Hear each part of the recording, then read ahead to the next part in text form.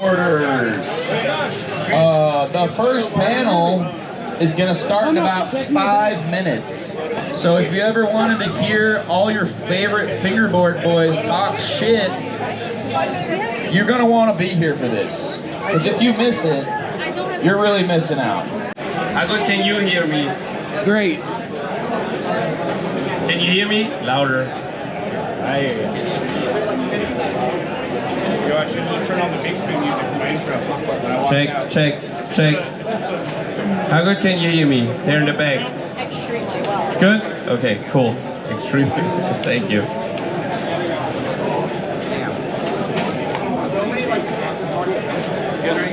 Check. Use this song? Good. All right. Test, 1, 2, 3. Test. Perfect. Mic check. Good? Hey, kids, pay attention! That is so loud. That's so loud. There will be 3 panels today. We're starting with panel number 1, and I'm happy to introduce your host for the day, the one, the only, Christopher Vargas! Yeah, I prefer Facebook Chris, but thanks, Ollie. I love you, Chris. All right, Fingerboard Con 3, thanks so much for turning out. Huge shout out to all the sponsors, huge shout out to Black River, Six Gates, all the vendors, Slush Coal, and most importantly, the community, you guys for turning out. Each and every year it's bigger and better, so thank you guys so much. The first panel, we're gonna be talking about competition style fingerboarding and the formats layout. So we're gonna be talking with Clayton, Slush God, we're gonna be talking with Ollie Hooligan, we're gonna be talking with Levine, we're gonna be talking with Stolly, we're talking with Bobby. All right, we're gonna do some questions and then we're gonna take some questions at the end. Feel free to chime in, ask them anything you want. All right, first question to start off the panel. And again, we're gonna be talking about competition style fingerboarding. How do we currently feel about the current format of fingerboarding competition? Do we think any changes need to be made right out the gate? For some context, let's start with Levine. Levine's doing USAFBL, and that's like full-on competition fingerboarding. Yeah, that is a full-on competition. So right now, fingerboarding contests are a little bit all over the board. You have everything from highest ollies to most consecutive kick flips to best trick, game of skates, best run streets. There's just a little bit of everything. I don't really think that there's like a standard, which is what USFBL is basically trying to infiltrate, is basically creating like a standard for fingerboarding contests, whether it's best run, best trick, game of skate, something that people can kind of universally just agree that like this is how we play these contests. Beautiful, beautiful, and well said. What about Clayton? Let's hear from Clayton from Slush Coal. Host an event at Slush Coal over in Southern California in Santa Ana last Saturday of every month. If you haven't been to the mini mart, you are severely missing out. Typically, we host a couple games of skate and stuff like that, right, Clay? Give us your insight.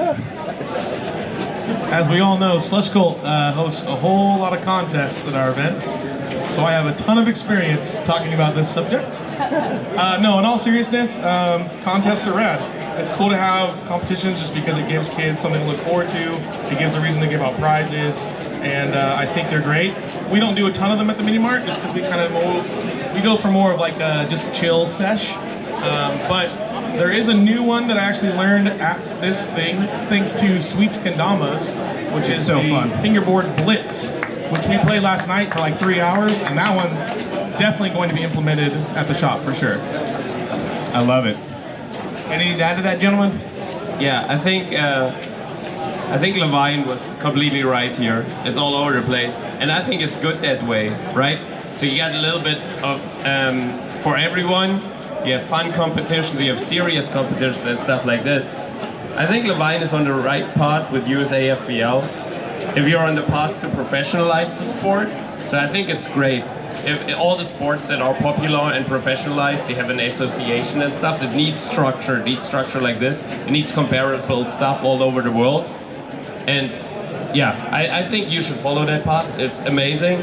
And then I think you should also never stop the fun competitions. Like you also have them in skateboarding, right? You also have like this weird rails going over water, which is not really a, you know, a competitive thing. It's just like everyone is having fun, and then someone wins at the end of the day, mostly through luck. And yeah, but I would like to hear more from a rider's perspective, because we are more the organizer's perspective. And then how do you feel about contest formats at the moment?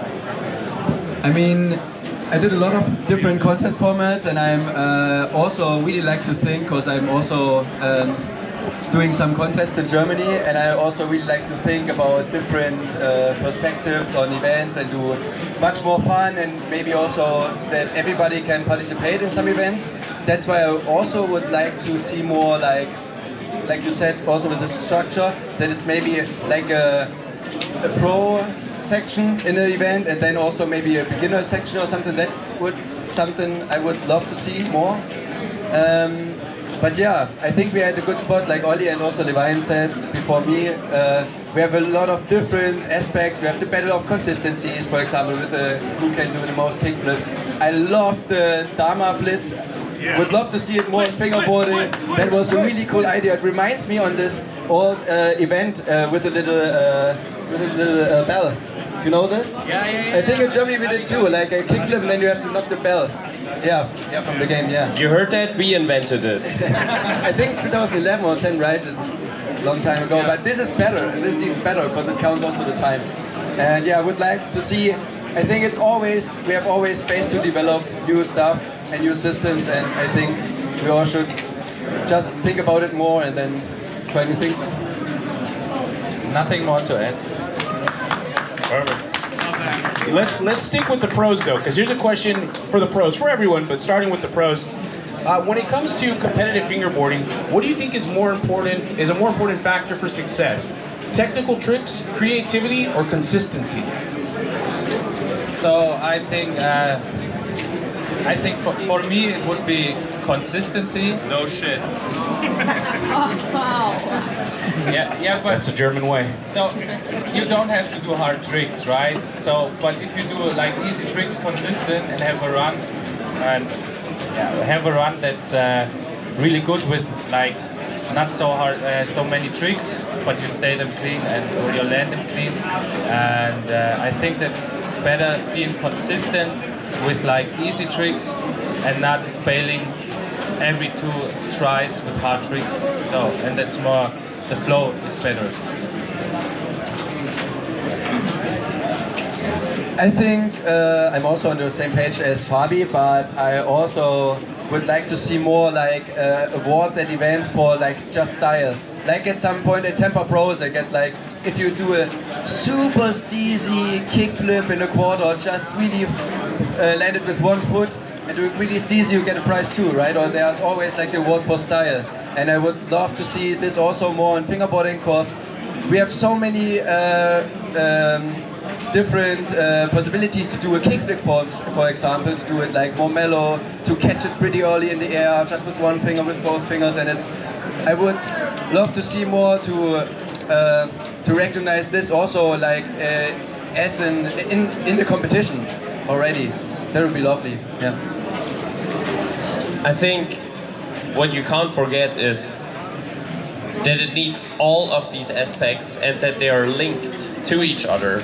So you can't do, if you choose one or the other, you will ultimately fail, right? So of course there's the technical aspect of pushing it further and further and further, like the hardest trick you can think of, like flip in, flip out. But as Stolly said, it needs to look good at the same time, and you can't forget about the flow, right? You're still trying to go around the park and smooth, and then you need to put a little filler trick in here and there to keep it looking nice, to keep it looking flowy. And you can never forget that all these things are interlinked, and that you need to work on all aspects, even though you may think that one is the most fun for you. Maybe it's the most fun for you to do the hardest trick. Maybe it's the most fun for you to make it look exactly like skateboarding. But they all give one big picture. Never forget about that. I would agree 100% with that. I feel like it's kind of a loaded question, simply because you do need all aspects of that to basically create a perfect run.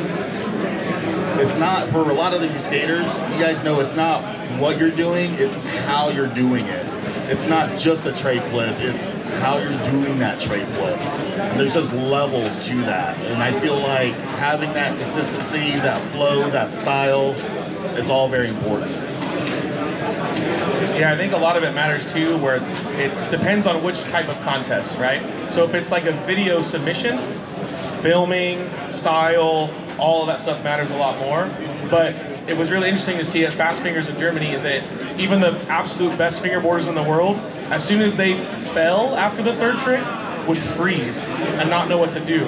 Or the really good ones would immediately pick up and keep going and like not let their whole run get ruined by that. And that was really interesting to see, like, even the very best fingerboarders, as soon as they get nervous or screw up, it's like, oh shit, what do I do? There's a question from the audience. Question from the audience. Yeah, Take the mic Chris, over. you can. Who has a question? Come down here, buddy. What's your name? Where are you from? My name is Josh. I'm from St. Louis. What's your question? My question is, how would you grade like style or cleanness of a trick, considering like the style of a trick can be incredibly subjective?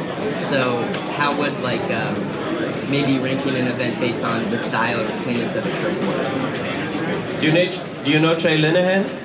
Yeah. Look like him. I agree. Good answer. I love it. All right. Funny that.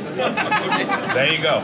All right. Now you know. Clay brought up like an online type competition. So the next question is this: how are we feeling about online competitions versus in-person events? And do you think that one offers a better experience for both competitors and judges alike? All right, I guess as someone that hosts both in-person and online contests, we'll start with the in-person contest. In-person contest at events like this, you can feel the energy, there's a vibe, this is a completely different experience than doing a contest online. The online contest, at least for us with USFBL, it's a way to basically include people that don't have the ability to come out to events like this. So for us at least, it's like, you know, giving people the ability to also participate, feel like they're part of the community, and also be able to showcase their skill sets as well for those that can't make it in person. So there's a special vibe for in-person events, but the online contest style of things too. There can be a vibe.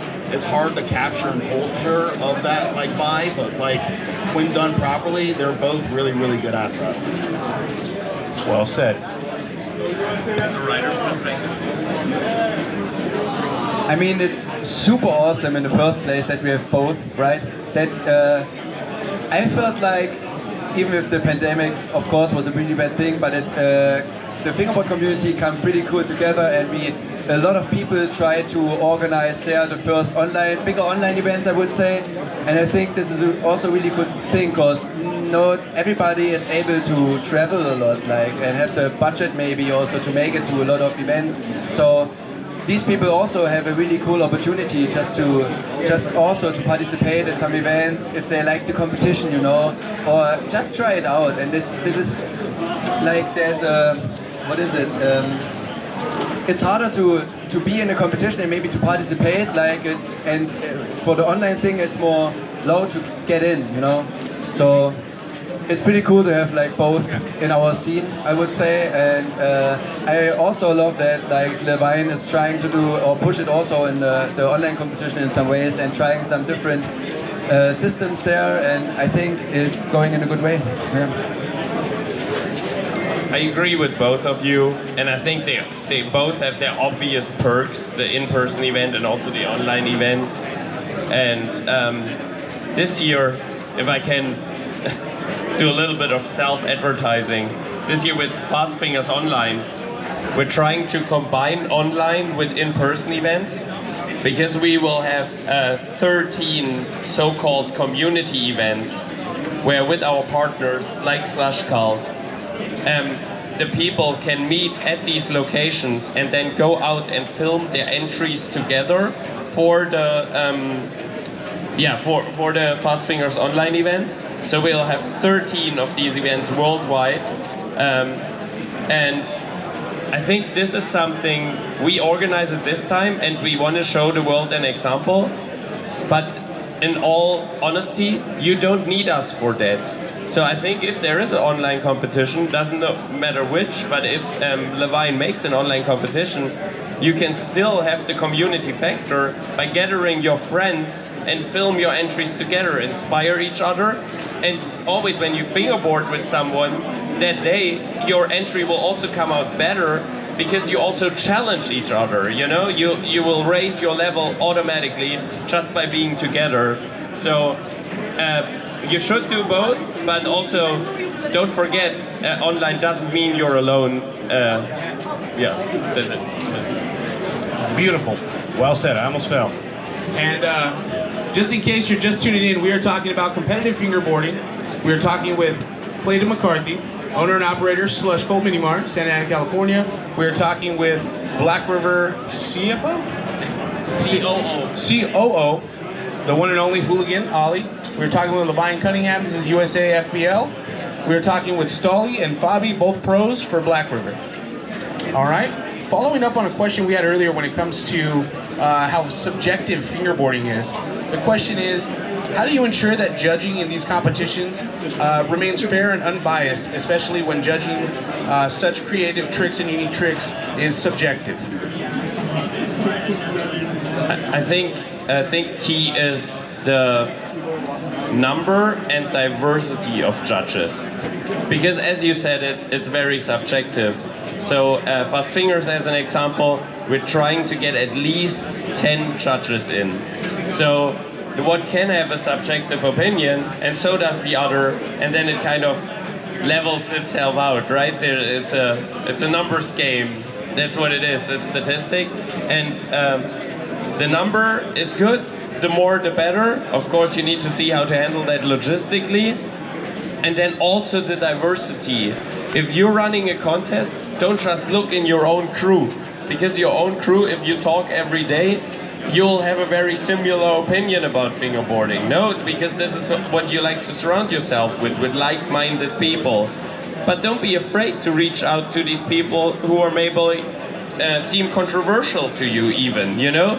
Because their opinion matters too. So don't try to objectify something that's subjective, but just get all the subjective opinions in to then get an objective score. I love it. I love it. That's a very good take. I love that. When I did go to Fast Fingers, I did notice that you guys had a massive panel of judges. Having 10 judges, that is quite a feat. That is something that we are working our way up to. We here at USAFBL, when we do our regional stops, our tour stops, we're 3 to 5 judges.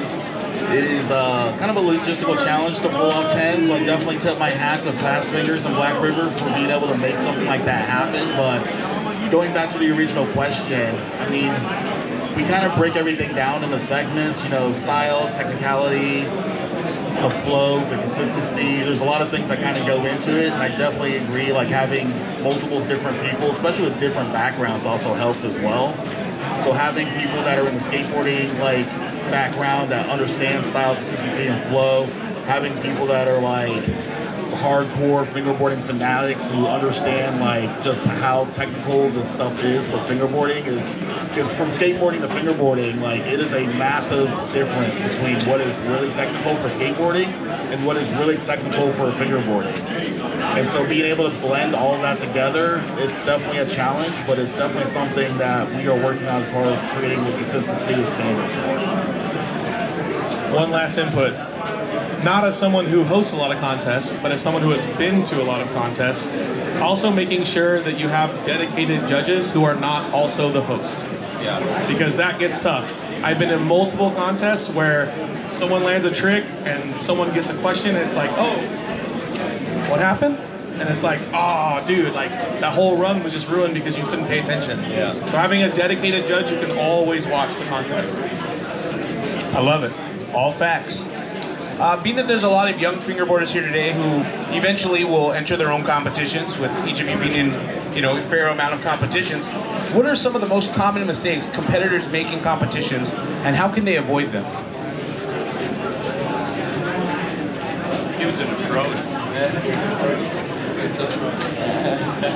So, for example, yesterday we did the contest against Stolly and me, and you got like 5 tries to land one trick, and we had to do it in less tries.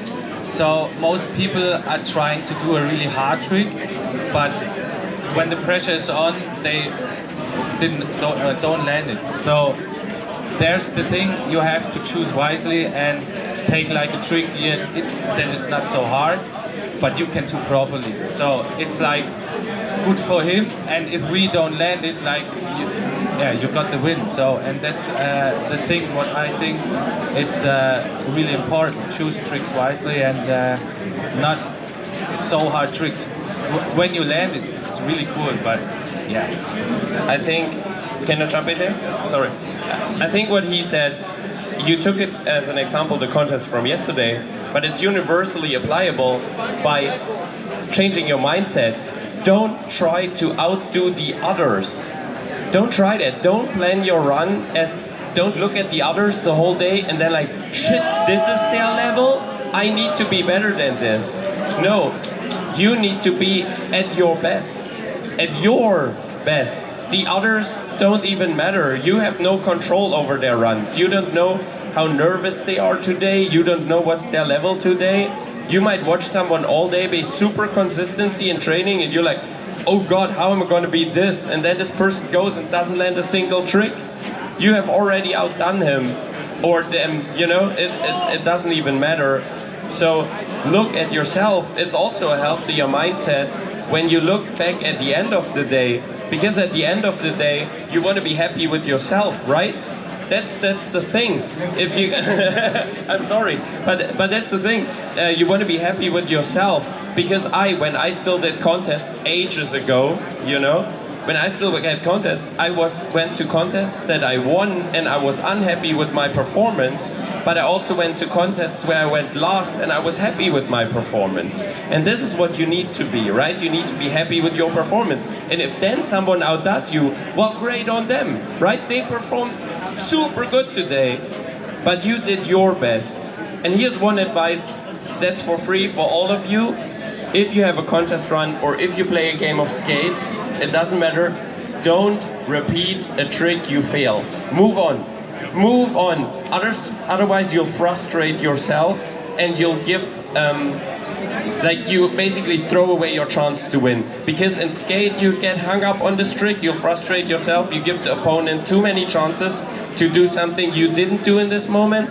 And also if you keep on trying something in a contest run, they are usually really short, 30 or 45 seconds, you're losing too much time. You didn't land it, it's okay, move on. Amen. I agree. I concur. Clayton concurs, everyone. I've got a couple things for that. We've done a lot of contests over the past. There's a lot of kind of like tips and trades I can kind of show you guys. Kind of bouncing off what like Ollie has said. I see a lot of people that's like, if they're doing like, all right, so let's say you're doing like a kickflip nose slide, but you do a kickflip board slide. I see a lot of people like in best run formats, they'll pick up their board in the middle of their board slide because it wasn't their intended trick, and it'll count as a bail. But they could have just slid all the way through their board slide, landed the trick, and moved on. And I see a lot of things like that. I also see a lot of people like in best trick formats where like they are like the 15th person to go, but they just saw like 10 people nail some really crazy stuff. And so their combo, which they would have probably done and killed, they decided to do something that's a little less consistent, trying to up the ante because the level of tricks being landed before them is so high that they end up not being able to land their own trick within like a certain amount of tries or a certain amount of time period. So it's one of those things like if you're going to compete, you need to be true with yourself, know your capabilities, know what you're capable of, and basically just go in, not just do the trick, but own that trick, own that run, own that combo. As someone who hosts monthly events every single month without any contests, there's always room for both, right? You go to Rendezvous, it's more of a chill sesh. You go to Slush Cult, it's more of a chill sesh. You go to USAFPL, it's a competition. You go to Fast Fingers, it's a competition. There's all kinds of different onlines in between. Fingerboarding is everything, right? Just like skateboarding. If you're a true diehard skater who's skating the streets every day and is like, man, I don't like contests, that's just whack. Sick, you're still a fucking rad skateboarder. You're just not a competition skateboarder. There's always room for both. I love it. And sometimes you're also too old for that. Stolly. I mean, I see competitions more like a game. And maybe a lot of you guys also play a lot of board games or card games or something like that. And I like this aspect in a competition. It's also not that like for example in a game of skate, if somebody can't do like switch heel flips, I don't do switch. I wouldn't, maybe on T, you know, then you can go also with switch heel variants and stuff. But before that, I like also to play more like if you have the same like pockets of tricks, the same variants in mind, then I like to go with this, because this is the fun for me, like to learn from each other tricks and try to play with the same like box of tricks, and just to it's still competitive, but it's not like you just like, I don't know, destroy him with your kind of tricks you have, you know what I mean? It's more, it should be, the competition should be a fun game. No one should take themselves too seriously. Yep, exactly. I love it. Beautiful. One more question, then we'll take some questions from the audience. What do you see as the biggest benefit of competitive fingerboarding? What is the biggest benefit?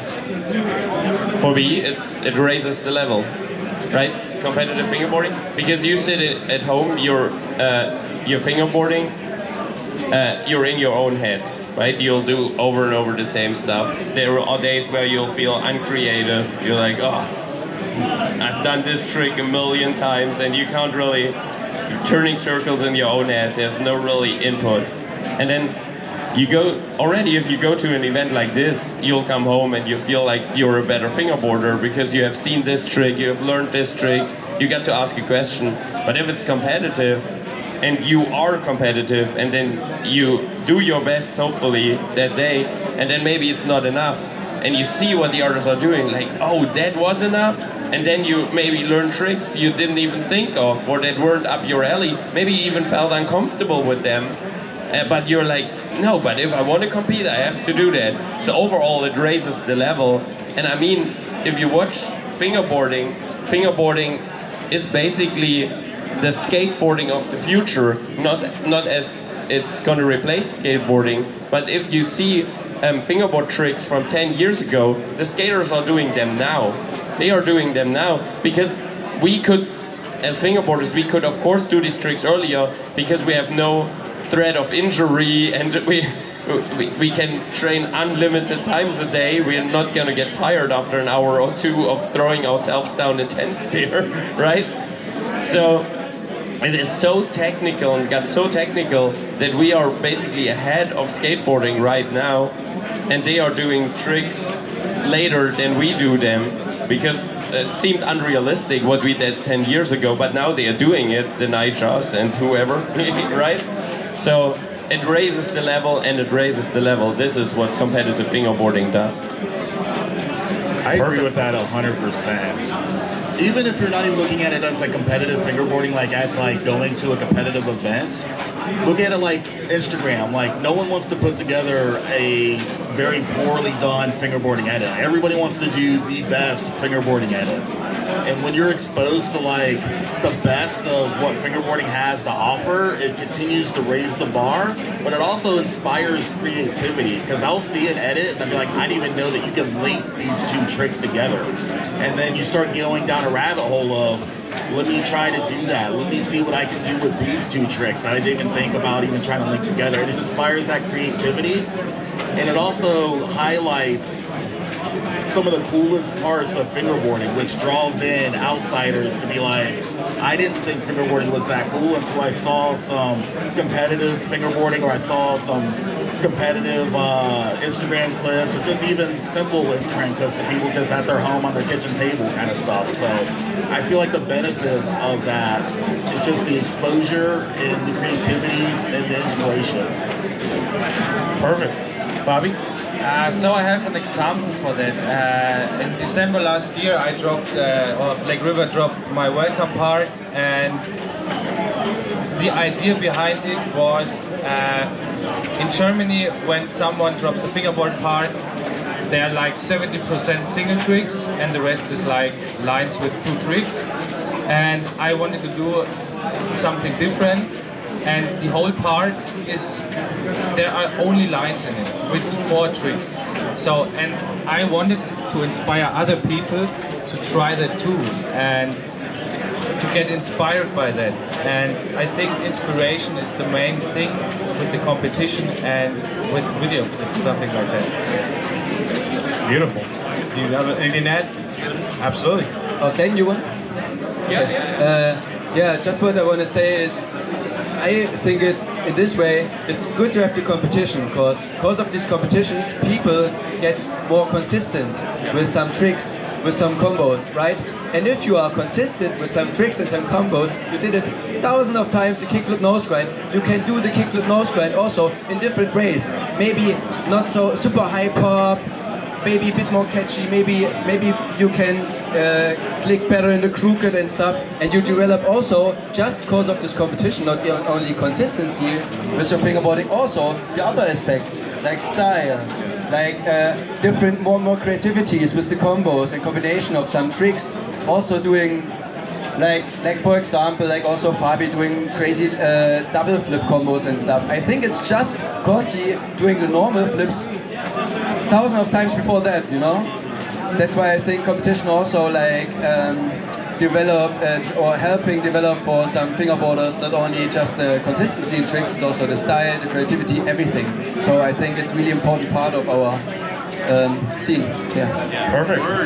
Perfect. Anything to add, Clayton? Perfect. Well said. All right, questions from the audience? I know we had a question here. You want to come up? Question here?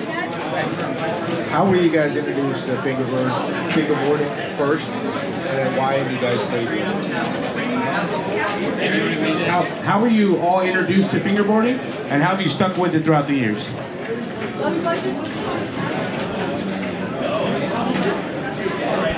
There were like little plastic keychains that we just modded to be fingerboards. And then Tech came out like 2 years later. And I'm a nerd, so I stuck with it. Here we are. Emphasis on nerd. So there's this magazine in Germany, don't know if it exists over here, we call it Mickey Mouse. And it is for very young kids, and it comes with a gimmick every issue. So every issue there was some little toy in it. And there was a fingerboard in it, and then 2 pages of it, how to use it, right?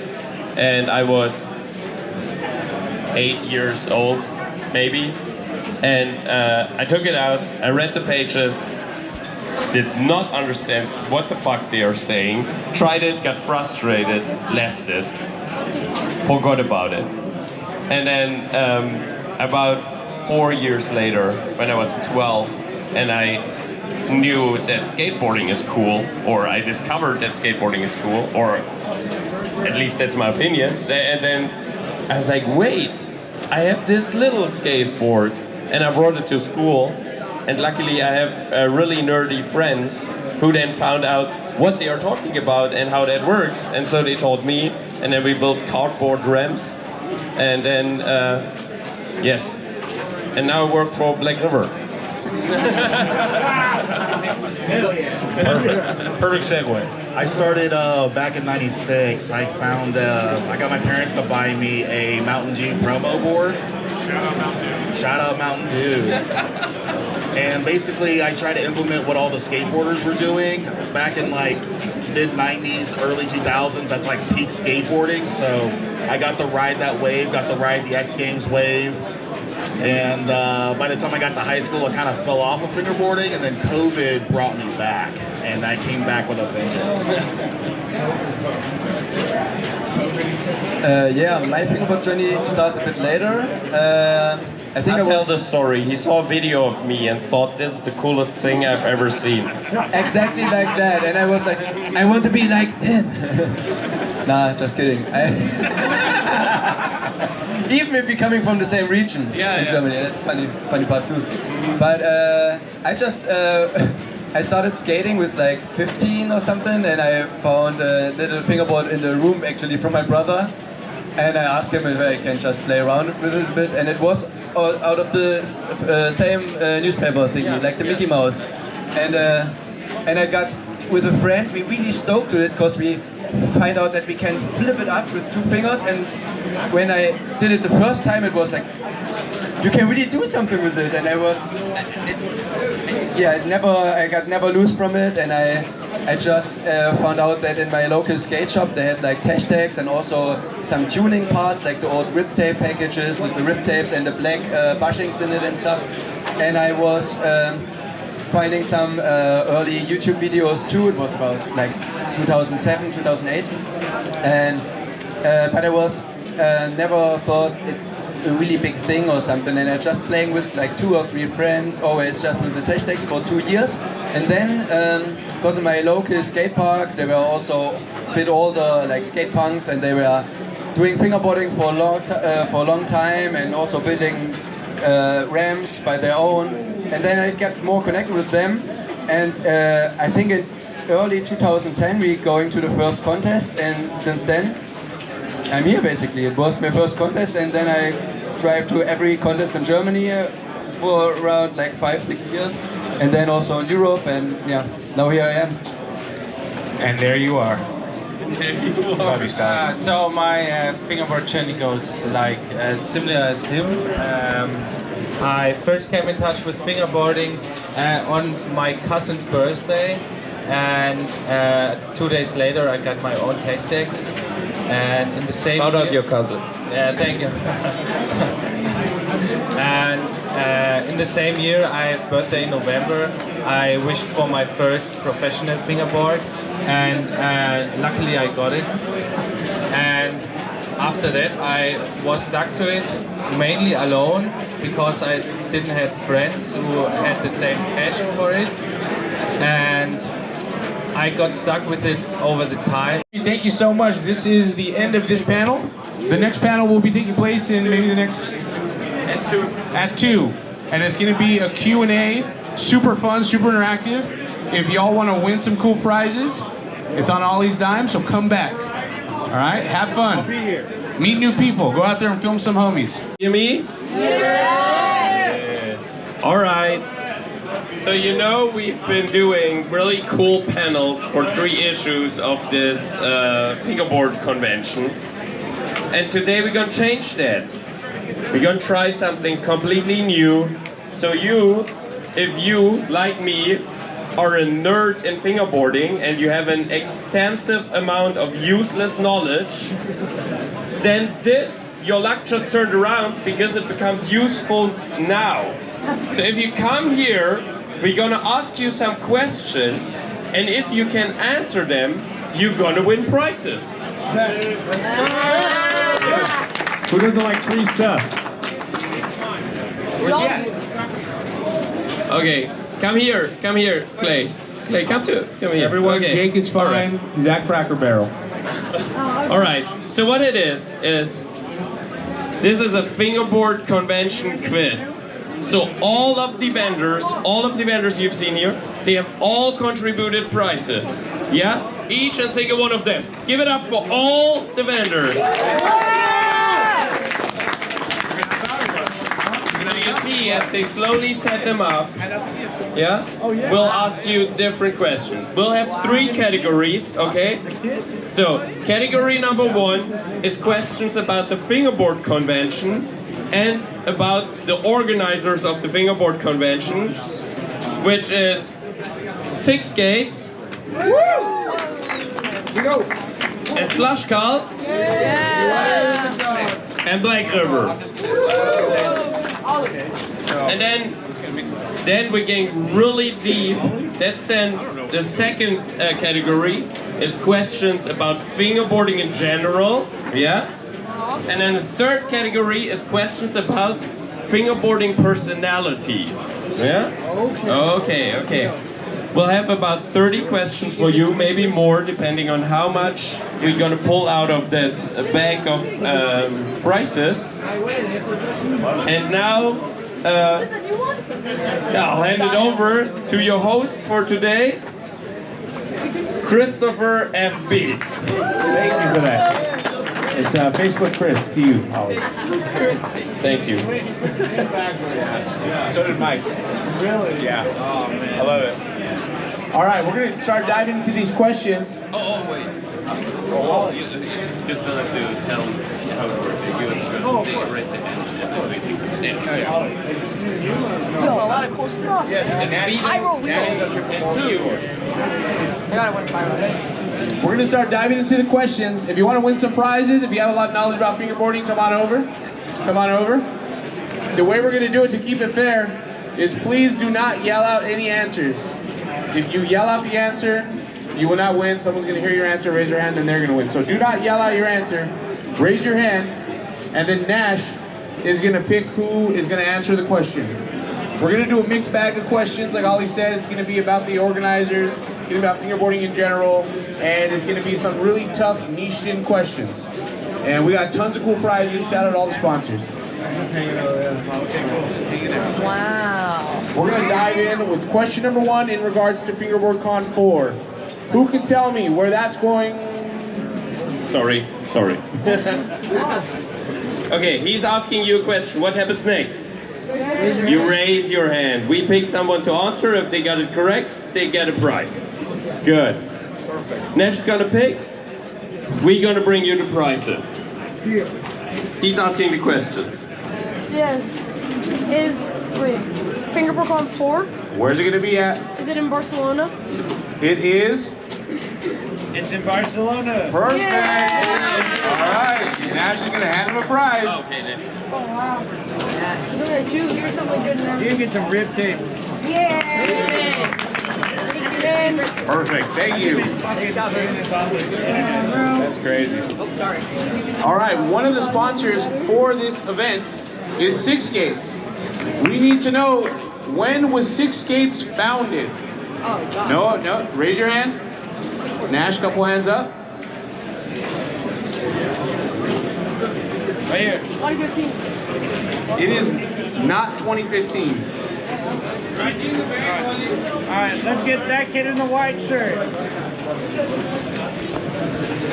Not 2014. The homie that's wearing the jacket you can't see. Yes. 23? Not 23. Homie with the glasses. 2022. Not 22. Right here. 19. Not 19. We're cutting them off. Pyro beanie. Not 21. 2020. Not 2020. Oh god. Is it 2021? It is not 2021. Homie with a hat. 2017. There you go. Why is it more than one? Yeah, I bought my house. Wait, can you get more than one? Yo, Nash, can you get more than one prize that you win? That's right. Sticking with the sponsors. Sticking with the sponsors, we have Slush Colt. If you haven't checked out the Slush Colt booth, definitely do so. Shout out Slush God. We need to know, when was Slush Colt founded? What year? Hands up. Wait. Go ahead, man. 2013. Not 2013. See, it's in your pod. What? It's in your Right pod. there, Fatty. I'm gonna say 2015. Not 2015. Little kid behind him.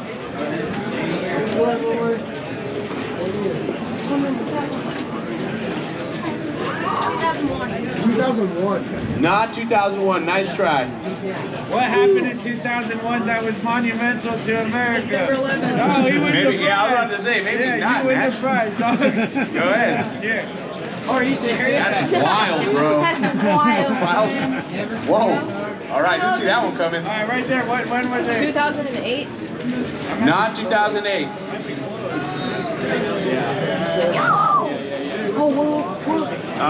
Let's see. I'll be right here with the yellow whisper.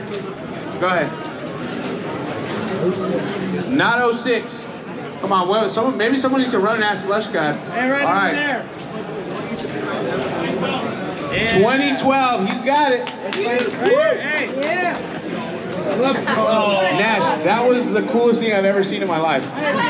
Bro, if you're gonna do that again, let me vlog it, dog. Like, what are you doing? I got you. Damn, bro, that's crazy, actually. All right, here we go. This is a question straight from Slush God himself.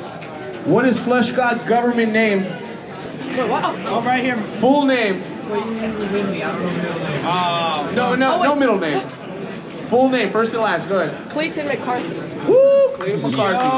Don't say that for tax purposes. Don't say that too loud. Right here. Ready? Yo! All right, so this one needs to be a Black River prize. Because here we go. This is going to be for a little Black River trivia. Dude. Where was Black River Fingerboards founded? Extra points if you know country and city. Right there, brown shirt. He said country and city. Country and city. You need the city. Do you know the city? 5. Nope. No. Sorry. Black shirt. Nope. Sorry. You. Schwarzenbach under Zara. Oh! That's a mouthful. There you go. Maybe don't throw it. There you go. You know you won. One more Black River prize going out. Are you ready for this? Who is the founder of Black River, first and last name?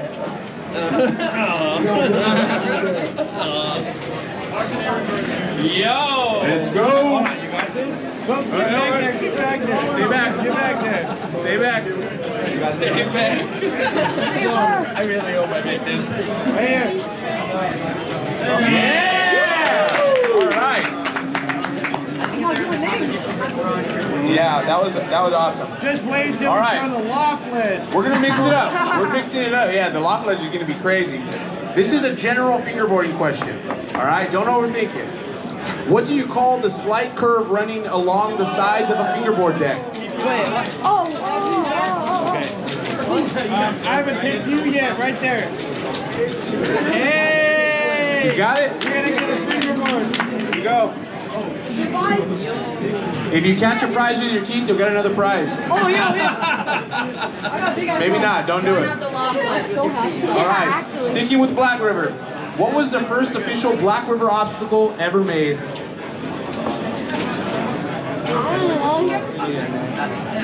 Maroon sweater. No. That's a Not the crazy Jersey barrier. one. Nolan. Kickflip. No. Yeah. Where's the shot? Hat. No. Get behind him.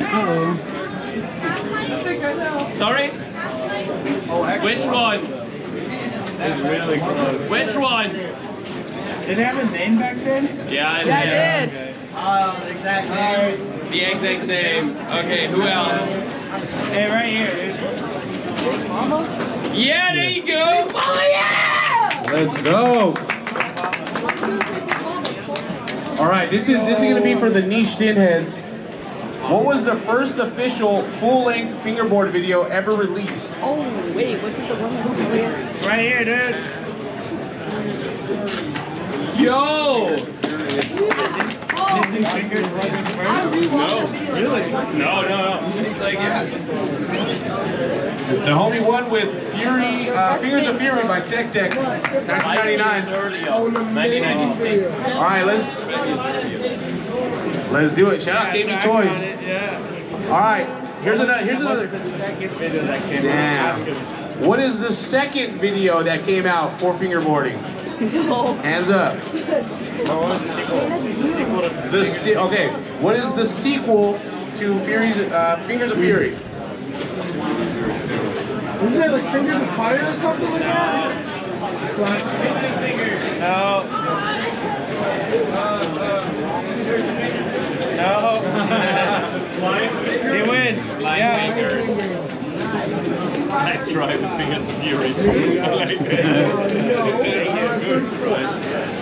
All right, we're gonna do one more niched in question, and then we'll lighten it back up. What magazine first published an article about fingerboarding showing readers how to make a DIY deck? Wait, shoot.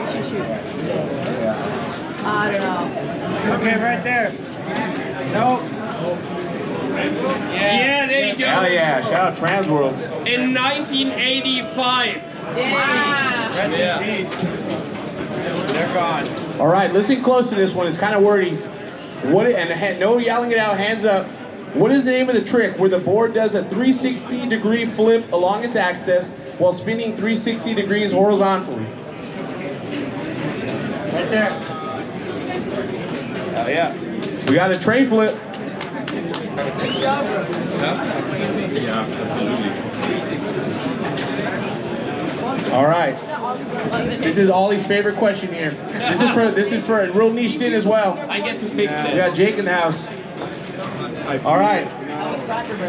Who was named the next big thing in skateboarding by Red Bull for his fingerboarding skills?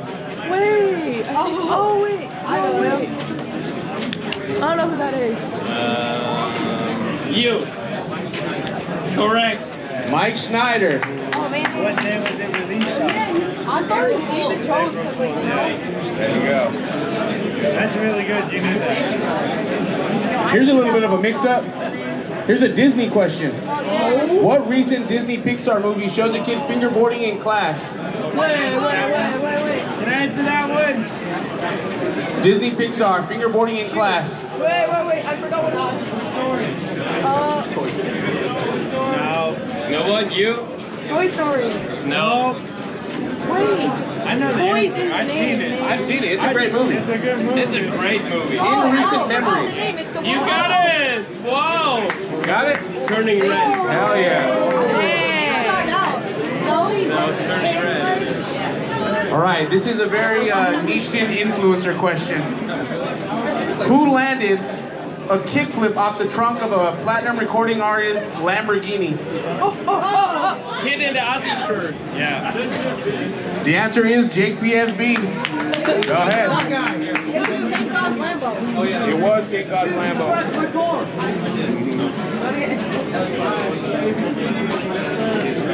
All right, this is a good one.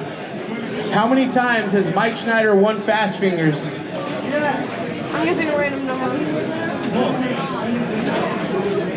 7? No. He hasn't won, has he? Never. There you go, 0. Damn, there you go. 0. 0. Let's go. All right, here we go. Who was the first guest to sit down for a full-length interview on the Big Spin podcast? After that. Not Christian. You're leaving. Jake P? Not Jake. I'm a big... Hey, Hey, if you guys ever watch the Big Spin Pod, where the fuck you at? You know what I'm saying? hell yeah. Thank you, Nash. Right here. Was it Slush Dog? Yeah. It was Slush God. Cleaning house.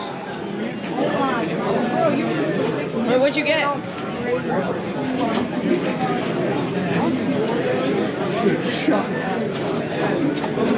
All right, here we go. Here's a fun one.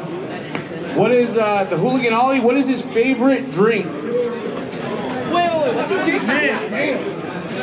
Yeah! No way. What is Damn, that? with the Oh, unique. Nick, I'm gonna have to sesh that with you later, big dog. That's crazy, dog. All right, here we go. What was the first ever fingerboard video game? Wait, fingerboard video game. Oh, no. Okay. Oh. I haven't called you yet. I don't know the name, but it was the game where there was rollerblades, skateboards, bikes, and something else. I can't think of the name off the top of my head. And then fingerboarding? I had that game. Fingerboarding. Yeah, no. Fingerboarding. Sorry. Let me go with you. No, I'm sorry, buddy. How about you in the hat? No, right there. Nah, dude. No. Oh, wait. Right there. Cairo. I don't know if the name is Tech Deck game for the Game Boy. Yes! That's the answer. It's the Tech Deck game, 2001. Wow. All right, here we go. We need. This is for all the Black River heads. Who is the most recent pro rider for Black River fingerboards as of 2025 or 2024? Most recent. Adrian? He's pro? According to the boss. I mean, Ollie would be the last person I know of. Ollie had the last model come out, the hooligan rabbit. From Berlin. Right, big time. This guy isn't with the wristband. There. Bobby, let's go. Shout out Bobby. When does model come out? Huh? When does model? Oh yeah, he talked about how it's Oh yeah, he was getting All right, here's another one. Here's another one for the all heads. Which professional skateboarder famously used a fingerboard to help invent new fingerboard tricks? Sorry? Yeah. Bucket hat. Bring it back. No. Maroon. Yeah. Rodney Mullen. Hey. In the back. Ready? Hey, I got you. Wait. No, you got it? You should do the lock play. Standing Nash. I didn't mean send it that way, Nash. Hey. Chris, you gotta film one of these in slow-mo. Yeah, we do. Well, he would have thrown it, but our insurance doesn't cover it. Sorry. All right, here we go. Let's see, here's a good one. Who is widely considered the godfather of fingerboarding after featuring in Pal Peralta's Future Primitive video? No. Right there, I haven't called you. Yeah.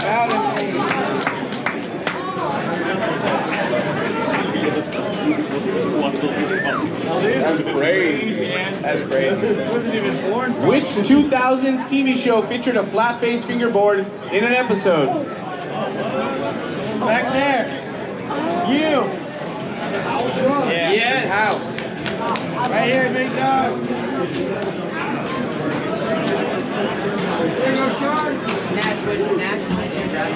Because I know they did one though. You like it? No, it was way before it. Oh, okay. Oh, the first one. Yeah. All right. What year did McDonald's first introduce fingerboards as Happy Meal toys? Nate.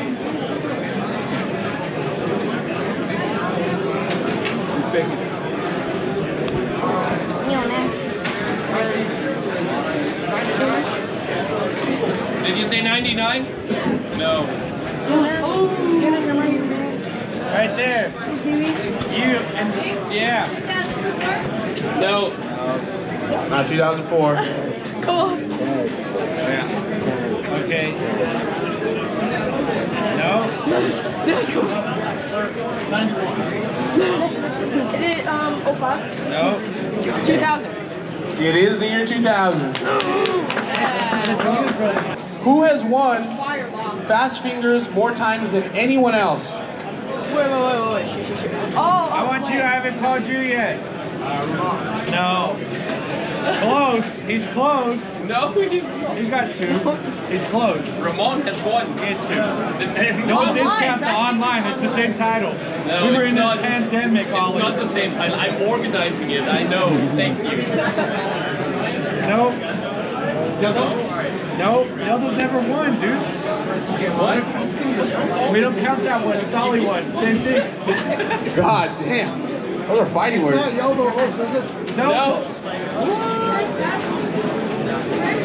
No. I know Stolly's got second place. Stolly never won. What did he say? He never won it. Alex, They don't. right? These Was it people don't Alex? know that. That's so. I know someone. Who has won Fast Fingers more times than anyone else?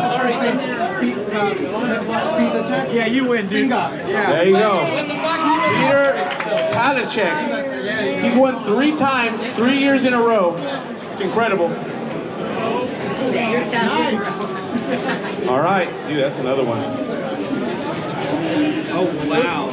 That one, I don't know. You're gonna be really niche. I know that one. Here, let's go. Let's go. A couple softballs.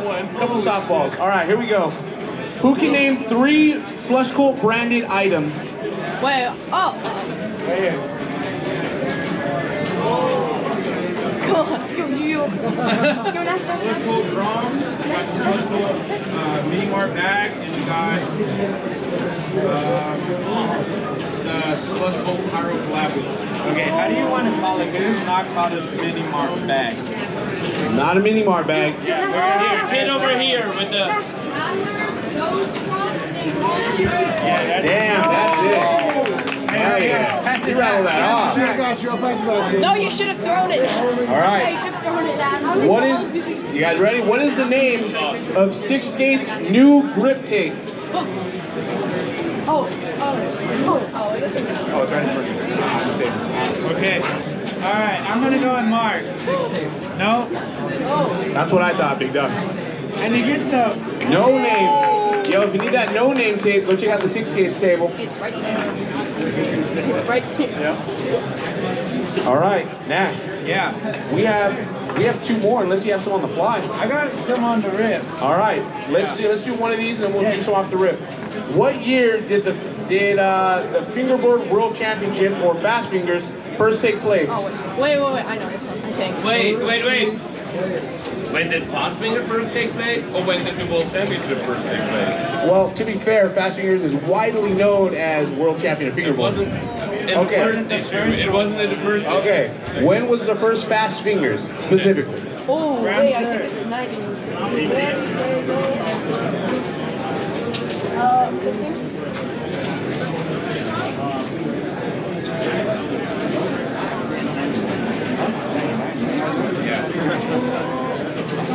Here, you.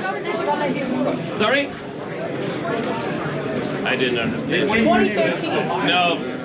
You. Wait, now. Yeah. Okay, making sure. Yeah, it I'm is. making sure, because now you got me focused for you. Oh. Right here, you haven't been 2006? No. Sorry, man. Right there, blue. You can't pass the question. You got it. No. You. So close. No. Purple. No. Black. Yeah. 99. Come get yourself your prize. No, the pyro. Yeah. I need you. Dude, want to use some off the rip? That one's got to be the finisher. Yeah. That one's got to be the finisher. All right, a couple questions off the rip from Nash. All right, guys. Let's see how good my fingerboard history is. Which fingerboarder did the first 900 ever? Black shirt. Wait, what? That's crazy work for What that one. fingerboarder? Yeah. I don't White shirt. Tony Hawk. Oh, he gets it. Tiny. Hey, you're gonna win this cool Burger King hat. Hell yeah. Because Tiny would wear that. Dude, the Burger King hat's crazy. That one was crazy. Okay. I said Tony Hawk. I didn't know Tony. Where should we go? American or German? German. You American, they didn't know nothing. The hardest one is the German one. Yeah, that's a really hard. That's a really hard one. That's We're here for a while. Okay. Wait. This prize goes to who raises the hand fastest. That's crazy work. Okay, now you go. Why not? I love it. Yo, this right here, a complete, to go to this question. Yeah, for real. That's Yeah. I gotta lock in. That's crazy. Yeah, I gotta lock in. Let's do it. All right, come on, keep it going. Let's go. All right. Who knows the name of the trick where you go into lip slide and your board wraps around the rail all the way and you catch it and you land? I have no clue what the name is. Bubble flip. Is it like a Martin Winkler did that spin or something like that? A Winkler spin or something? Not a Winkler spin. Tourney. That's it. Here you go, dude. Let's go. Yeah, that's OG. That's OG. I know that. Yeah. Okay. We love you. Who's the most famous person sitting here answering questions? Wait, what? Christian. That's me. Yo, pásame. Yo, Tricky. It's you. Is it? Oh. Thanks for answering questions. So it would have been Christian then. No, it's not Christian. Clearly not Christian. Fine tuning now. No. This is crazy work. Is there anyone we didn't have yet? No, they all answered questions already, right? Oh, I got this. Okay, wait, you. Yeah. Yes. Damn, Just throw it. Eat it.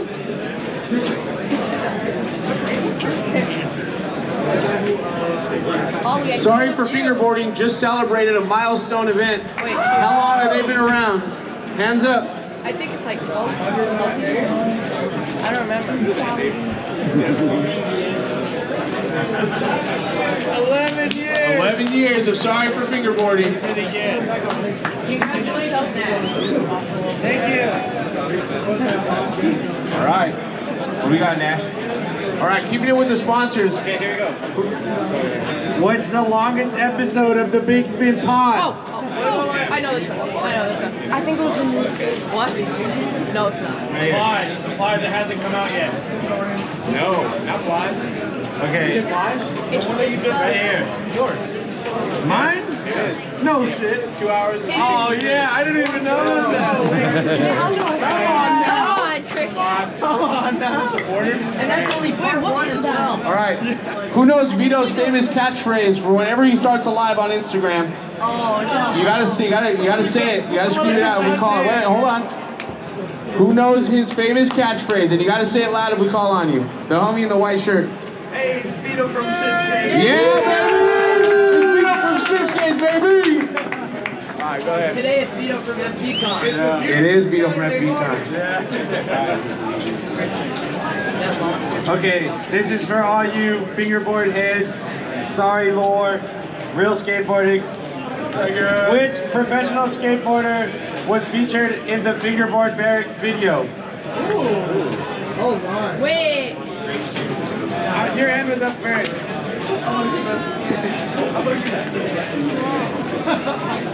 No. Yeah, he gets it. What is it? Lily Figgins Taco. Yeah. When you asked who's the most famous person answered the question, I thought it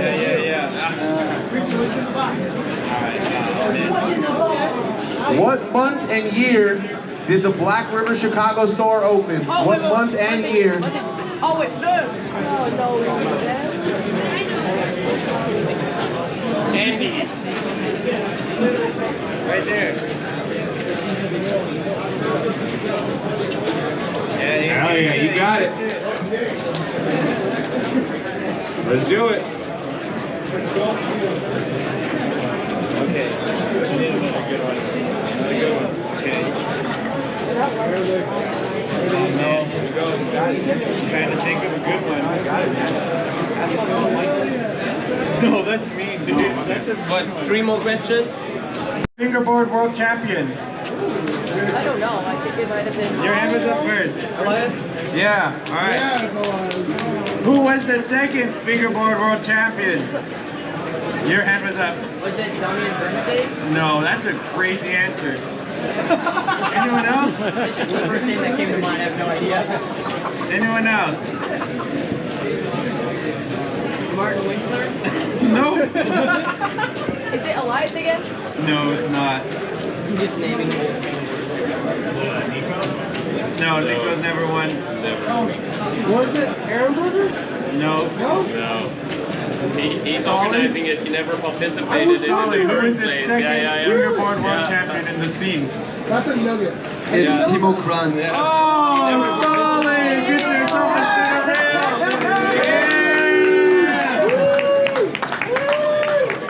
You gotta raise your hands for this one.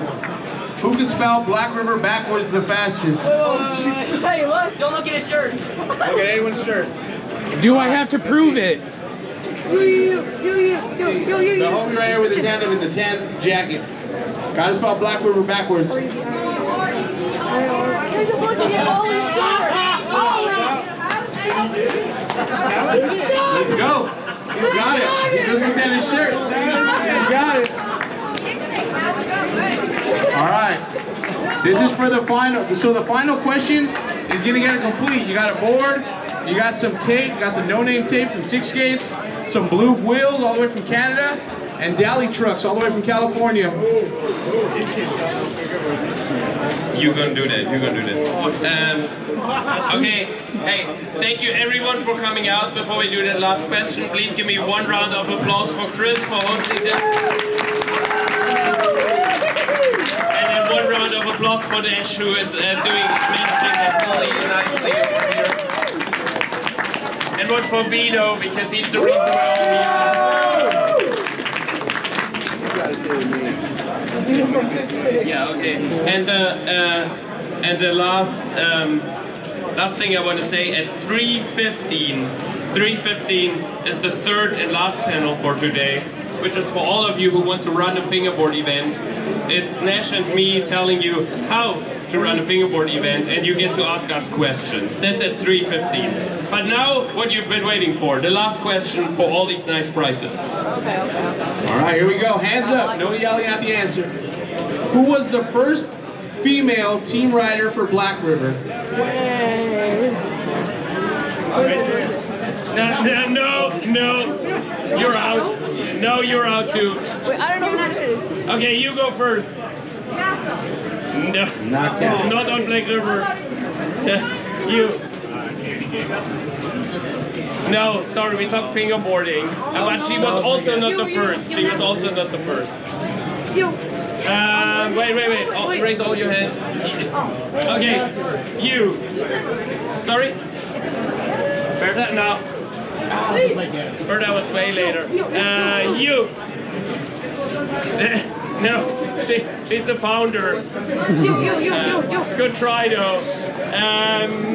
You. Was it Kelsey Fingerboard? No. Good I answer. thought it was. She was already. Is it? Does she also ride for Ash? Is it Nurse? Bro, I'd be Googling so fast. I don't know what you guys are doing. Oh, wait, Google. No, he just said that. You. Who was the first Black River? No. Maria. Who was your first rider for Black River? Sorry? A person who rides for your team. Almost the right answer. Generally speaking, the right It's the answer. first Black River team rider that is a girl.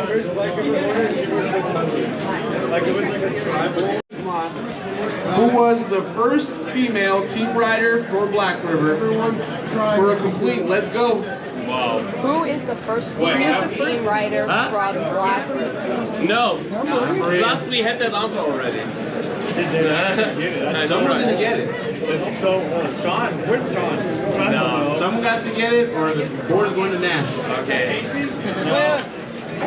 Oh, no. No. All right. He's not showing up. Seems like we need a new question. What's up, big dog? Seems like we... What is the What's your answer? No. Not Berta. Dustin was answered already. Buck boards. All right, here we go. We got Ollie the Hooligan. Martin's right-hand man for Black River. And we got left hand. I thought you were the left-hand man for Black River. Ollie the fingerboarding hooligan. We have the one and only Nash from Sorry for Fingerboarding. At the end of the panel, if you have any questions, we'll get started with some questions at the end. All right, question number 1 from Nash and for the hooligan. When starting to plan a fingerboard event, what is the first thing you prioritize? Location, sponsors, or the schedule, and why? All right, so if I was answering Chris's question on all of those topics, the first things I would check is do it where it matters to you the most. That's your location. Make sure you know your scene. Make sure you know what's going to be convenient for yourself and for the people traveling there. And please check your dates, because as much as we can travel around the world, we don't need 7 fingerboard contests on the same weekend in the same 30-mile radius. I don't know how that looks in the rest of the world, but in my time in Southern California, it happened a lot. Just because you put .facebook at the end of your username does not mean you're an event or person of interest. So, be smart and be wise. After checking your date, checking your location, check with your city, because you will need to pull permits, because no one likes to have the police come to the event. And with first-hand experience with Mike Schneider and Black River and myself, we all got in trouble in Venice Beach. So please be smart, be courteous, look out for your fellow fingerboarder, look out for yourself, and let's hear Ollie's take on the other side of the pond. I basically agree 100%. I just want to add one more thing, which maybe, I don't know, it may be too big, thought too big. It's coming from a perspective of organizing fast fingers. What you also have to think of is that if you want really, I don't know, prominent sponsors, like really big sponsors, not talking within the fingerboard scene, but outside of it, yeah, like Danny's, a lot of these big corporations, they plan their budget at least 1 year ahead. So this is something to take into consideration. You need to find a date far in the future and a place far in the future, and then you can go to these big corporations. And also, now going back to a non-huge corporation, to us, to Black River, that's also, if you want Black River sponsoring and you're outside of Europe, which you guys are at the moment, also please ask 3 months in advance for us to ship the stuff. Give us sufficient time to ship the stuff, because you don't know how many questions we get where it is like, hey, do you want to sponsor my event? It's next week in China. And then we're like, yes, would be cool, but we can not do magic yet, so there's no way of us getting the stuff out to you within a week. Yeah, we can't do magic yet. I love that. Not quite yet. So, outside, you know, Ollie has a great point, you know, and when you're asking for sponsors, be considerate, like, what are you doing for that sponsor? Are you promoting them? Is there a weekly post? Is there every person that takes home a prize posted in the store? You know, show appreciation to that sponsor, because they're giving you product that they either spend money on or built with their own hands and took their time. You know, give a shout out. Make sure that love for the scene stays in an everlasting circle, because the scene's what's going to support and carry you. You know, I have been here 15 years doing events. My first event had 2 people. 2 people came. Years went by. We partnered with Black River. We tried to do a real punk approach, and it was stupid. You can hear about that in the Big Spin Pod. But we had over 100 people show up on that first revamp. You know, just be courteous and give back to the community. You don't need to pad your pockets. Just break even and be happy you did it. Hell yeah. That actually covered question 1 and 2. So thank you for that, gentlemen. A lot of information. You're welcome. Love that. German efficiency.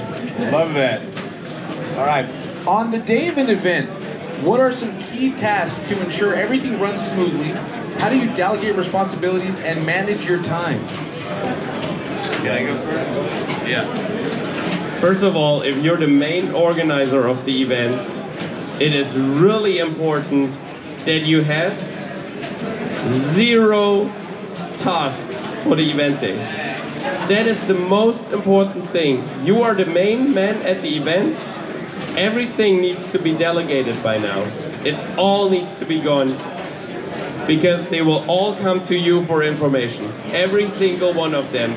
It's as a participant, if it's someone helping you out, you know, if it's a sponsor, if anyone you can think of will now have questions, and they all know you're the person in charge, and they'll find you.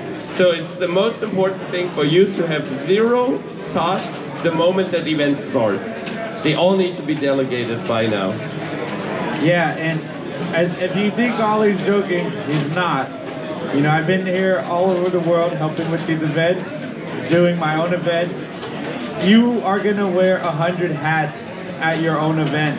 So if you have a team or you have family that's willing to help, have about 8 or 9 of them, because you're gonna need it. Because someone's gonna walk in and say, the contest is supposed to start. What do we do? X, Y, Z. The raffle's in 20 minutes. What time did this guy get here? Where's this person? Like, you will wear 100 hats that day that you need to have a clear plate. You should have had your stuff organized the week before. Even if it happens the night before, just go into your event on a clean slate.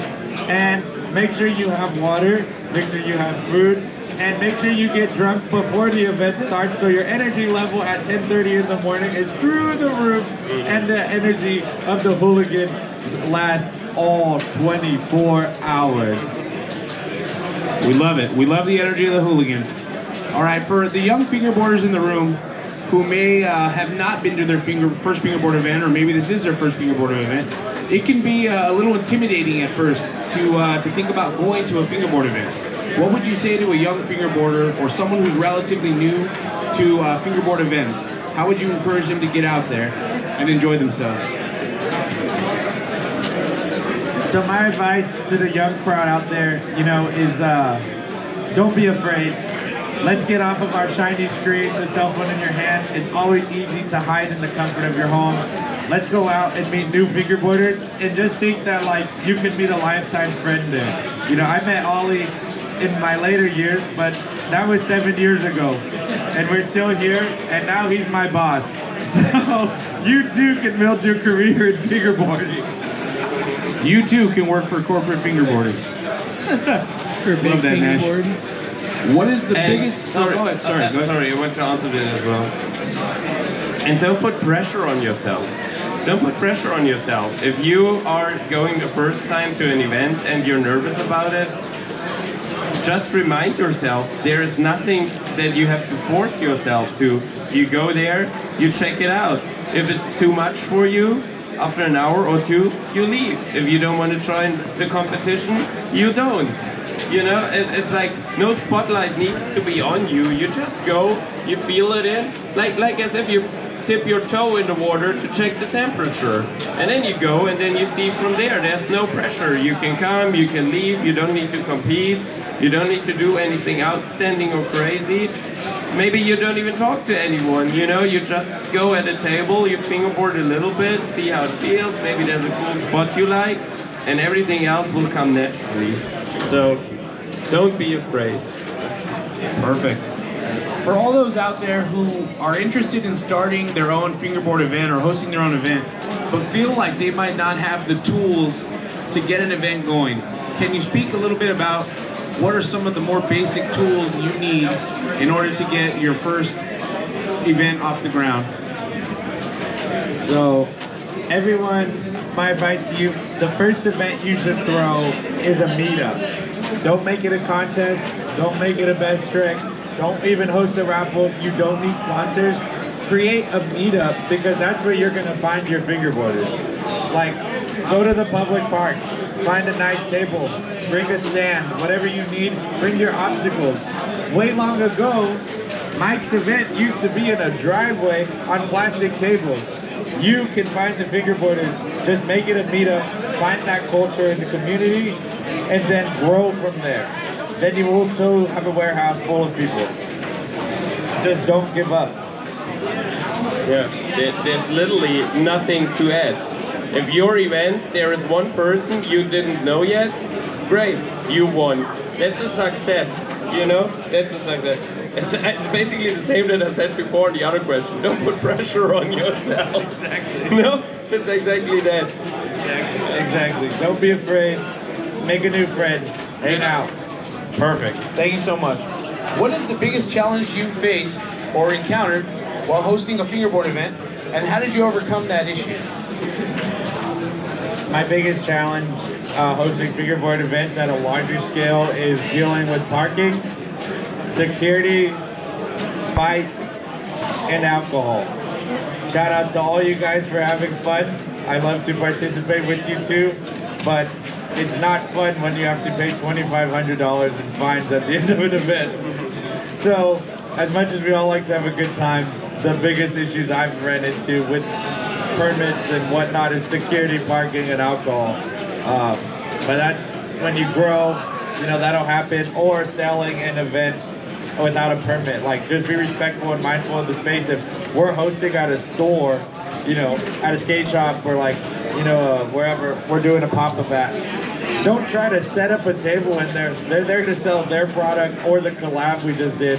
You know, like just be respectful of the space. Like, look out for your neighbor. That's really all I could say. Those are my problems.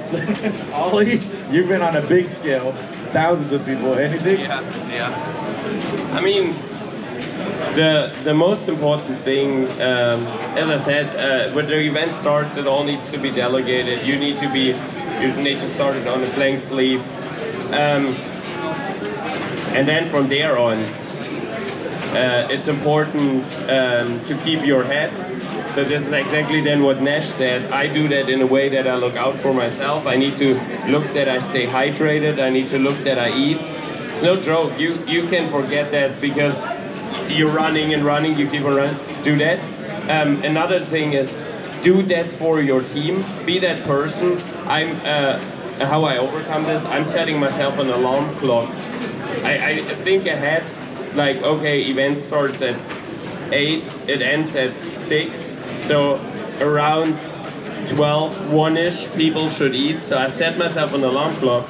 And then no matter what task I have at that moment, I go around and I said, did you eat? Did you drink? And if they didn't, then I find someone to do their job. I don't care, this is my highest priority now. And then they go eat and drink. And this is the same as for you. I know everyone wants something from you and everything seems important right now. But if you are burned out by 1:30 p.m., you can't help anyone. Do you know what I mean? It's kind of like in the airplane. You have to put on your mask first, because if you pass out, you can't help anyone, right? Yeah, so that's do a good this. example. And then, That was a dark example. Then just stay organized, which I do by writing down shit. So if people come to me and they want something, no matter how fast I think I can solve that, I'll write it down. Because if let's say it's something as easy as Nash comes and asks me, hey, can I have water? And I think, oh, don't need to write them down. That's the easiest task. I go and grab water. You step out the door, vendor in front of you, where do I find chairs? Do you know what I mean? Like, this is the most essential advice I can give you all. And I think Chris knows, because I call Fast Fingers ultra marathon fingerboarding. It's always like 15 hours, and me and this guy hosted back to back to back. And every break, we were trying to rest our feet, go and get water, go and get a snack, because we knew once we were pulled somewhere again, we weren't free for another 2 or 3 hours. Yeah. It's very real. You gotta keep going. Very, very real. You got to a point where you gotta start taking ibuprofen before you sesh. Yeah. That's the sad reality of it, guys. All right, here we go. So we already talked about newcomers coming into events for their first time and hyping them up and trying to give them some encouragement to get out there. But as an event host, how do you curate an inclusive event that has a welcoming experience for newcomers to the scene? I think if you want to like welcome newcomers, it's going to be hosting an event that doesn't have a contest. That's my advice. I love contests. I'm very competitive. It's not for everyone. So then that's where we throw things like First Fridays. It's totally free. It's totally a session. Wednesday nights at the burger spot, you know. Some people got to work on the weekends, but Wednesday nights they're free. So try to make something that happens that's just all inclusive, or not inclusive, but like all inviting, because not everyone wants to compete for 10 hours. And as much as I love that, that's not everyone's cup of tea. So you got to create the diversity in your brand to also give something to just a normal person that wants to sesh. That to me brings the newcomer. And it also seems like a super tough task, but you also have to watch your crowd. That doesn't mean you have to exclude anyone from your event, not at all. Everyone is welcome and everyone should be happy. But let's say you have a group of, I don't know, let's say 6, 7 grown-up guys standing in a circle, laughing super loud and cheering all the time with their alcoholic drinks. Dude, that's intimidating to a kid. And even worse, if that kid's there with their mother, the mother is gonna be like, hell no, you're never going to a fingerboard event again. So just go to these people and be like, hey, it's so cool, you're having a great time. Can you do that over there? You know, like manage your crowd a little bit. So yeah, so it feels welcoming. Yeah. Perfect. My next thing on that for you, because I see a few of you guys that run events in the crowd, make an area for the parents, because the parents don't fingerboard. Give them a beer garden, give them a sandwich shop to go hang out at, give them air conditioning, because they're too going to be there for 10 hours. Look out for the parents. That's the most welcoming thing for any event.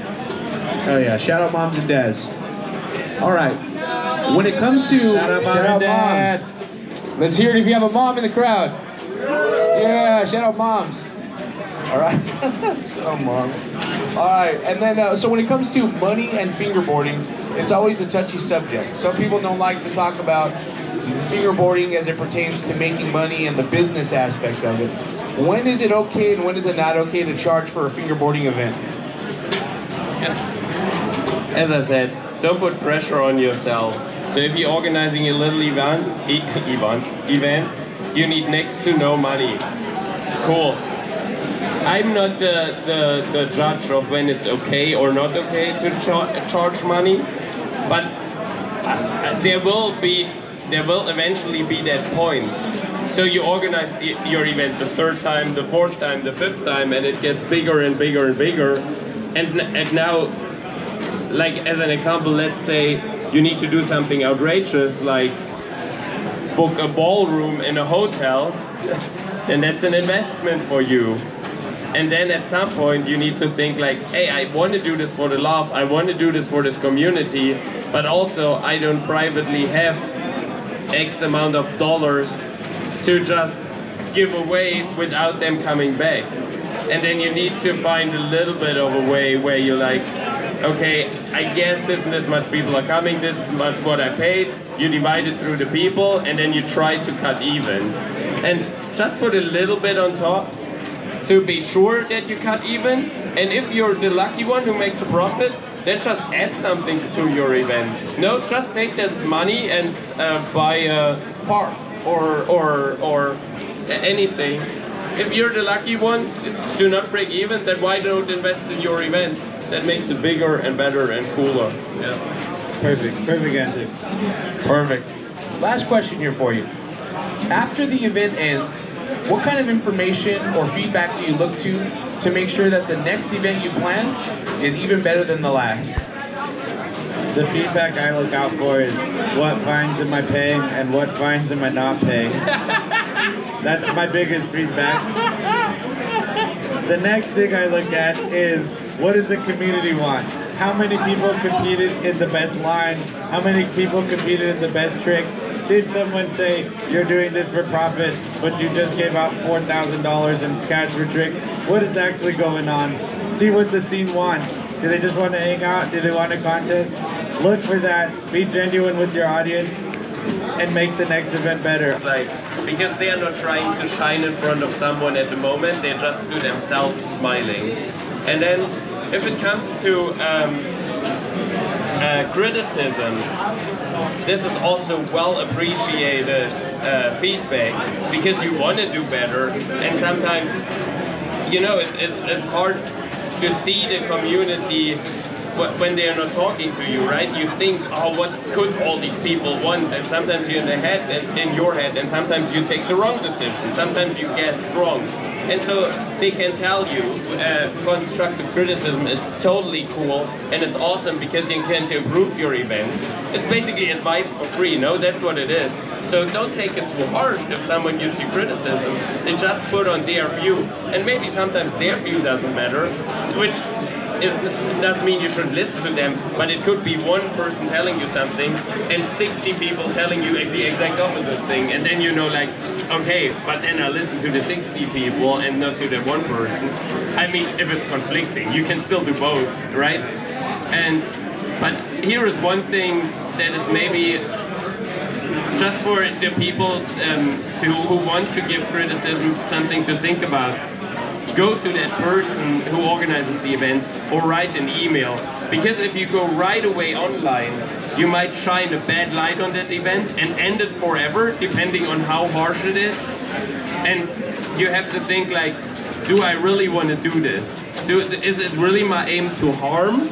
Or is it my aim to give criticism, which is justified? You should give the criticism if you feel wrongly treated or if you feel something was off with that event. But do I need to do that publicly? You know, that is one of the, That was beautifully said. Thank you for that. And for legal reasons, Nash was kidding. We pay all fines, so that's not a thing. Okay, well, thank you so much to Ollie and Nash. Any questions from anyone planning to do any events? Make your way up. Question here. Can you go with the mic to them so we can hear the questions? I will come up. How do you guys determine the goal? Sorry? How do you determine the goal of the event? The goal, the overall goal of the event. For myself, I mean, if I'm hosting a competition, I look for like efficiency. That's the goal in my event. And for like the contest to run really smooth, for there to be a champion of that event, and to see how long like that champion can keep their title. I don't know, I come with a very competitive background through my lifestyle. So like, you could win #1, you could win #2, you can make it a league cup, however, a point series throughout like an omnium, however you want to approach it. That's like my goal, is to like let the winner shine, because the world's best fingerboarder might be someone you've never seen do a video part, but they're really consistent. So I'm looking for those like consistent champions, and that's my goal versus a video part. You know, it's totally bringing a lot of worlds together there, but like I want to see efficiency in the contest. My all-sorry stuff is very contest-based. Priorities for goals for an event.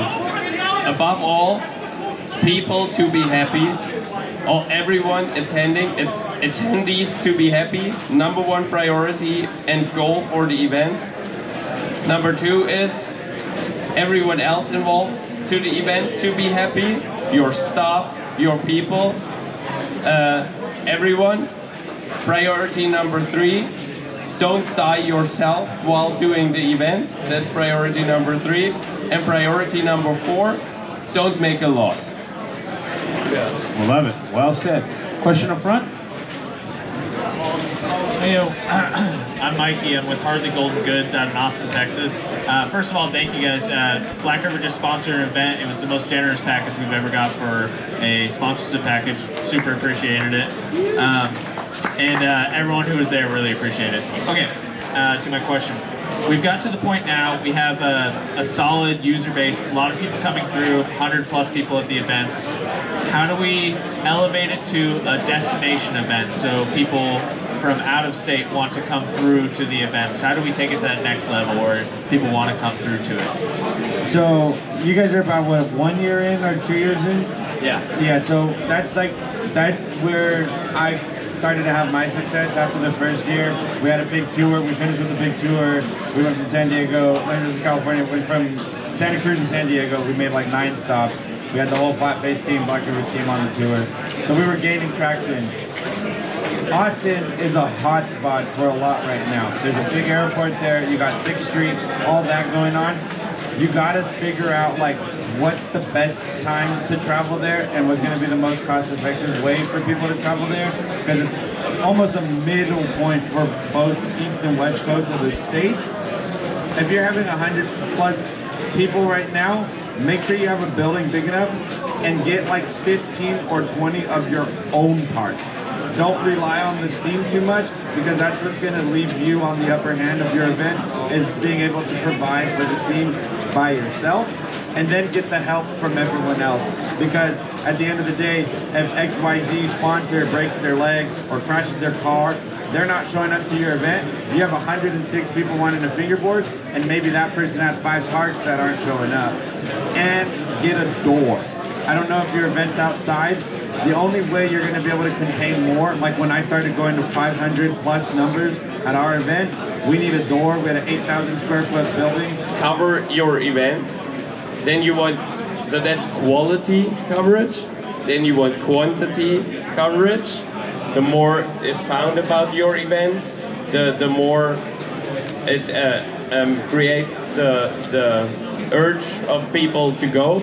because they have FOMO, right? If they open their Instagram and they're like, this person was there, I need to be there, apparently that's the place to be, you know? So quality then quantity coverage. And then there's a lot of fingerboarders don't ever think about that. Have your local media cover that. You reach out to them, they're always looking for stories. And fingerboarding, that's a great story to them. They have never heard about it. They're like, what? 100 people for a thing I've never heard about? They'll be so thankful. Just make a press release email. It's nothing fancy. Just a little text. ChatGPT can do that for you. You know, no problem. Like with a little graphic, look up your most local media, send an email around. Don't even need to look up big contacts, you know, just say, hey, dear sir or madam, here you go, send it out. And you'll be surprised how many of them contact you back and be like, what are you doing? How many people? That's so cool. That's interesting content for my website. Because that's all the media wants. They just want to sell stories. And fingerboarding, believe me, it's quite often a story worth selling. Yeah, I mean, Ollie's totally right. I found fingerboarding at the professional level on TV on Attack of the Show, right? That's where I saw it.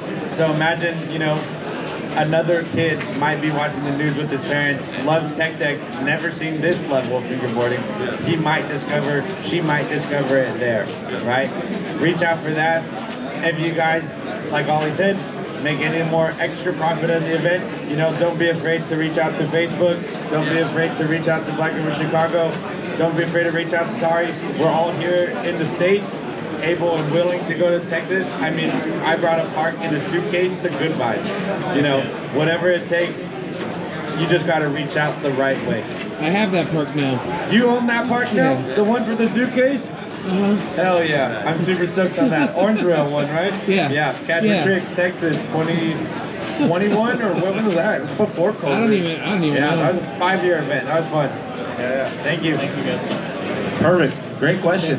Any other questions from the crowd? Oh yeah. Vito, I saw you putting your hand up. You sure? I saw you put your hand up. Levon? No questions? Question? Question? Going once, going twice? The last question is, Ollie or Nash, who's gonna buy me wings? Because I'm hungry. Ollie, because they're named after him. There you go. And you can put it on the company card. Thank you, Ollie. Wings. The Black River Company card. Thank you guys so much. Fingerboard Con 3. Have fun. Go meet some new people. Go film a homie. Over. Thank you everyone for coming. You're the greatest community. Now please go home.